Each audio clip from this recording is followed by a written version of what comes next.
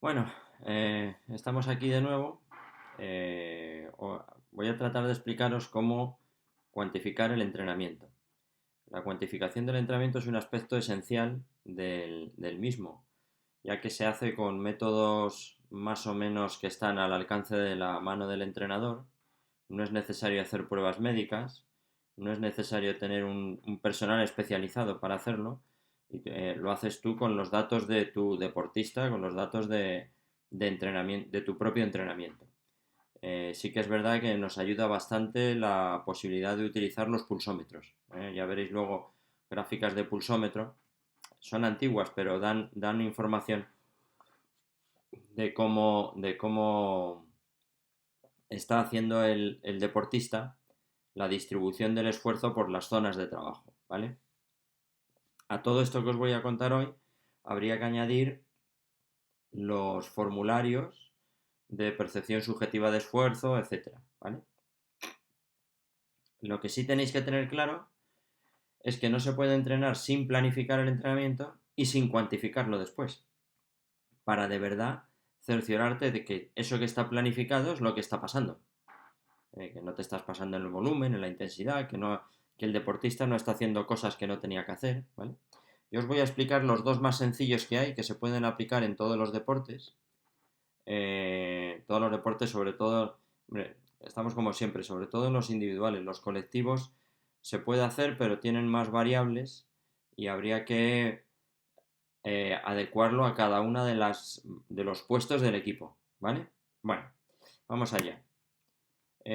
Para controlar el entrenamiento tenemos lo más fácil, el índice de Mújica y el índice de Trim. La tabla de control informatizada, eso se la hace cada uno con los datos que él va poniendo, ¿vale?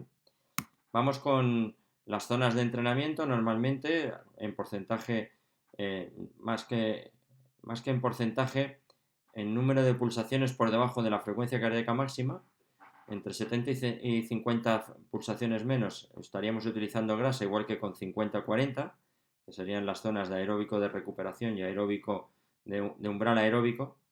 En la zona entre umbrales estaríamos hablando de entre 40 y 30 pulsaciones menos que la frecuencia cardíaca máxima y estaríamos utilizando grasa y glucógeno mixto.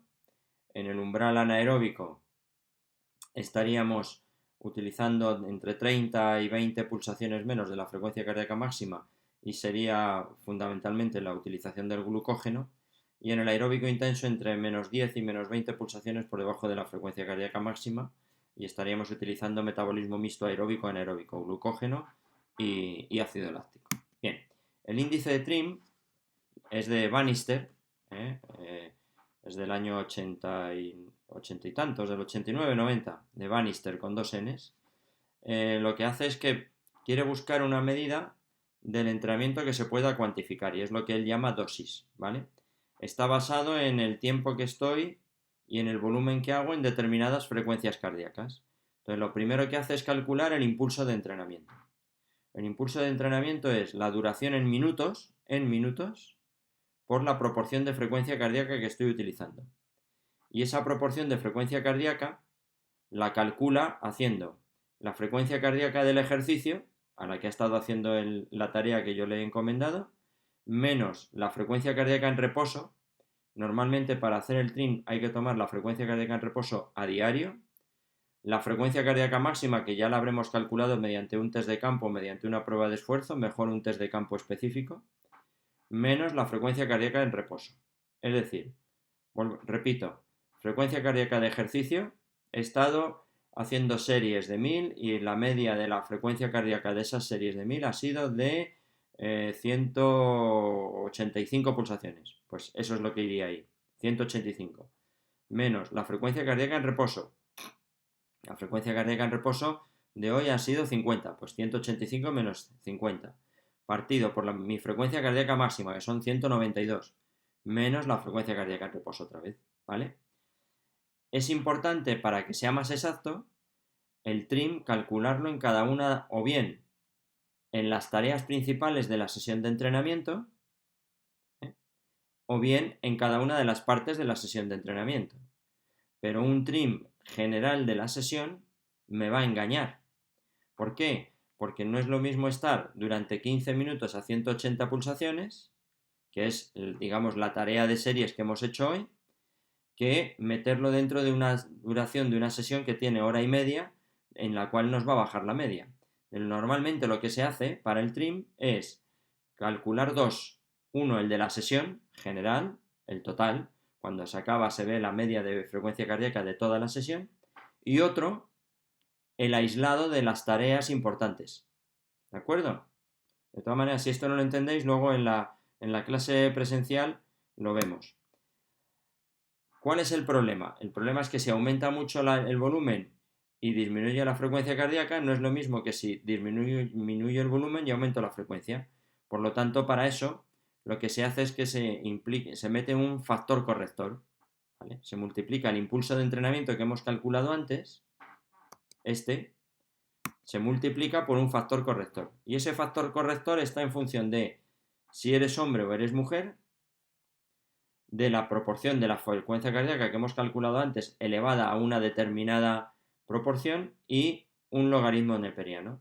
De tal manera que para hombres es el logaritmo neperiano de 0,64 elevado a 1,92 por la proporción de frecuencia cardíaca elevado a 1,92.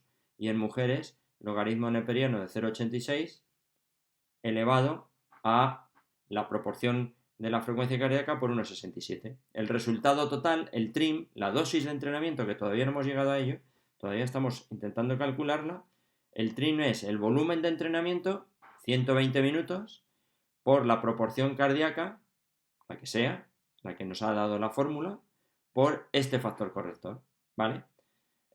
Como visteis en clase cuando vimos la parte de planificación, yo tenía una hoja de cálculo donde se hacía ese cálculo.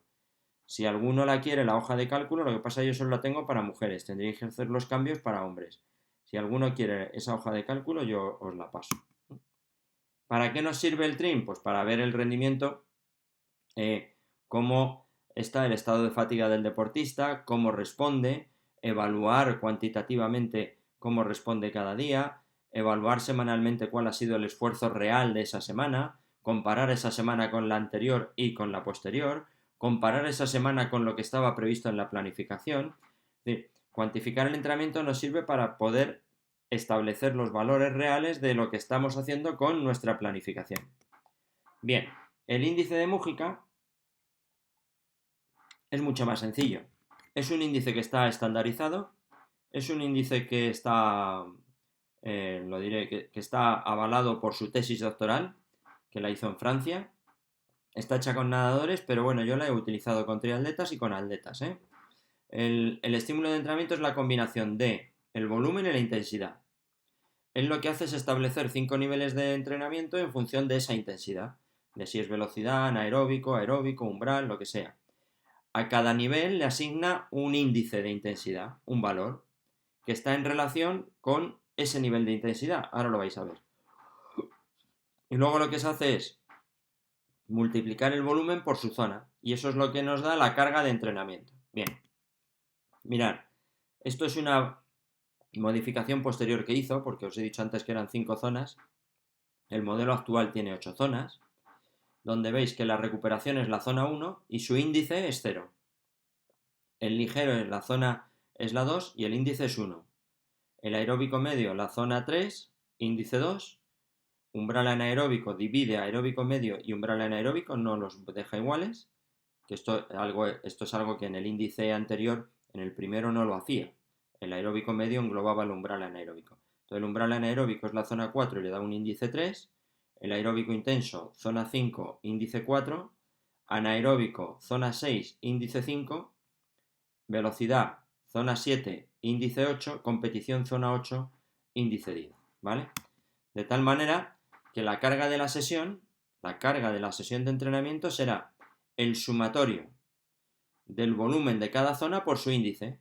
He estado 20 minutos en la zona 2, pues 20 minutos, vamos a poner la zona 3. 20 minutos en la zona 3 equivaldría a un 20 por 2 sería 40, ¿vale? Entonces el sumatorio de todo eso, lo que nos va dando es el índice de la carga de la sesión, ¿vale? Y luego el índice de la sesión nos lo dará el cociente de la carga dividido por el volumen. De tal manera que yo puedo tener una carga en la cual, un volumen de 90 minutos, de 90, en el que la carga me dé 360, y porque he tenido varias opciones de zonas de trabajo, y sin embargo puede ser que tenga una sesión que dure 90 minutos, pero que su índice de carga, o sea, que su carga de sesión sea 90 porque he estado trabajando siempre en la zona 1, en la zona de aeróbico ligero. Con lo cual el índice de la sesión será 1. 90 dividido entre 90, 1. Bien, ¿qué ventajas tiene el TRIM? Relaciona directamente tiempo de trabajo con frecuencia cardíaca real, que es la frecuencia que está llevando el deportista en cada uno de las tareas de entrenamiento que está haciendo. Y si lo hacéis como os he dicho, calcular 2 TRIM o 3 por sesión, el TRIM total de la sesión más el TRIM relacionado con el punto principal de la sesión, entonces ya lo tenéis todavía mucho más exacto. Además, el TRIM diferencia hombres y mujeres, cosa que no todos los métodos de cálculo y cuantificación de la carga de entrenamiento hacen. No, en el caso de, claro, yo esto lo utilizaba para triatlón, no importan las diferencias entre los segmentos, lo que relaciona es tiempo y frecuencia cardíaca en la que estoy durante ese tiempo. Y relaciona el esfuerzo con la recuperación, porque mete el factor corrector de la frecuencia cardíaca de reposo, ¿vale? ¿Cuáles son las desventajas? Que es fundamental el uso del pulsómetro. No vale calcular el pulso con los deditos en la mano, o sea, con los deditos en el cuello. Los deditos tienen que estar en la mano, evidentemente. Es imprescindible el uso de pulsómetro durante toda la sesión de entrenamiento y durante todas las sesiones. Y la frecuencia cardíaca en reposo se calcula todos los días. No vale la frecuencia cardíaca en reposo que me tomé hace 2 semanas. Hay que tomarla la que es la frecuencia cardíaca en reposo de hoy. Como deportista y como entrenador hay que ser meticuloso y ordenado y constante. En el momento que se te acumule una semana de datos ya no calculas el TRIM. O sea, en el momento que ya no metas los datos todos los días en tu hoja de cálculo, el TRIM queda sin calcular casi seguro. Y hay que saber valorar las variaciones de la frecuencia cardíaca en reposo, si son cansancio, fatiga, falta de sueño, estrés, la regla, mala alimentación, calor, todo eso hay que tenerlo en cuenta, porque sabéis que la frecuencia cardíaca es muy sensible a distintos tipos de variaciones, tanto climáticas como personales. El índice de carga de Mújica, ¿qué ventajas tiene?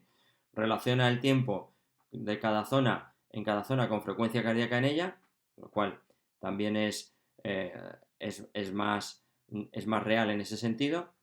Se puede establecer la medición sin pulsómetro, se puede establecer. ¿Por qué? Pues porque no necesito la frecuencia cardíaca, puede ser simplemente los metros que yo estoy haciendo en cada una de las zonas. Por ejemplo, voy a hacer 6 de 1000 corriendo con 1 minuto, esos son 6 kilómetros. Yo puedo hacer la variación 6 kilómetros pensando que eso es aeróbico intenso, pero no necesito la frecuencia cardíaca, ¿vale? Desventajas, no es tan real como el TRIM, porque el TRIM relaciona frecuencia cardíaca máxima, frecuencia cardíaca en reposo, la frecuencia cardíaca en la que tú has trabajado, el tiempo que has estado en esa frecuencia cardíaca y luego el factor corrector. Pero es mucho más fácil de aplicar el índice de Mújica. Entonces yo, si tuviera un equipo, tuviera un deportista que es deportista de nivel nacional, que empieza a tener sus primeros éxitos deportivos, que va a ir por primera vez a una competición internacional, yo lo haría por el índice de Mújica. Aquellos deportistas que ya son competidores internacionales, demás, índice TRIM. Juegos Olímpicos, testosterona, cortisol, valoraciones hormonales, valoraciones enzimáticas, ya, todo se complica. Urea, creatinquinasa, amonio, ya todo se complica. Si estás al límite, estás al límite en todo. Y aquí tenéis, como os digo, estos son antiguas, pero tienen un cierto valor, porque son las semanas de entrenamiento previas a los Juegos Olímpicos de Atenas, donde veis perfectamente donde hay las subidas y las bajadas de entrenamiento. 23, si empezamos por la izquierda, esto es todas las semanas de entrenamiento desde el 19 de enero hasta el 3 de mayo. ¿Vale? Ahí veis la división por zonas de entrenamiento, la proporción, el resumen total, el número de horas en aeróbico ligero, en aeróbico medio, en aeróbico intenso, los periodos de descanso, veis las bajadas en las semanas, las subidas, dónde están las semanas de máximo volumen, ese volumen cómo se hace, claro, no es como Fijaros la última semana, aquí están los datos de competición. Esto es una prueba previa, ¿no? Y luego aquí veis pues el último ciclo de entrenamiento que ya te lleva a los Juegos Olímpicos. La última semana es la semana de los Juegos Olímpicos. Es decir, tiene el valor de que es la preparación olímpica real. Estos son las semanas, la segunda, tercera y cuarta semana, que veis que son 18, 25 y 19 horas, son semanas de estancia en Sierra Nevada. Bueno, pues veis, y esos son los valores reales de estancia en cada una de las zonas de entrenamiento de frecuencia cardíaca. Eso te lo da la utilización del pulsómetro. ¿A qué? Eso son valores que tenéis que también que tener en cuenta. Que tenéis que tener en cuenta. ¿Vale? Bueno, como luego lo vamos a ver en clase, pues cualquier duda que tengáis, lo vemos. ¿Vale? Venga,